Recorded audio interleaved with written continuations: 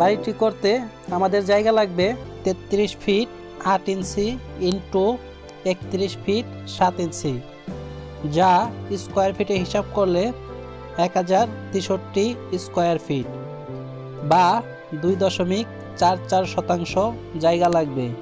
বাড়িটি আমরা যেভাবে সাজিয়েছি তাতে আমরা বেডরুম পাবো 3টি, কিচেন পাবো 1টি, তবে সিঁড়ির নিচ দিয়ে একটা দরজা রাখা হবে। এই বাড়ির বাইরের দিকে আলাদা করে একটা কিচেন করা হবে। টয়লেট বা ওয়াশরুম পাবো 2টি, ড্রয়িং কাম ডাইনিং রুম পাবো 1টি, বাড়ির ভেতর দিয়ে ছাদে ওঠার জন্য সিঁড়ি থাকবে 1টি, আর সামনে সৌন্দর্য বৃদ্ধির জন্য একটি পোর্চ থাকবে এবং 2 রুমের সাথে 2টি বারান্দা থাকবে। প্রত্যেকটি রুমের সাথে এরিয়া বা সাইজ দেওয়া আছে।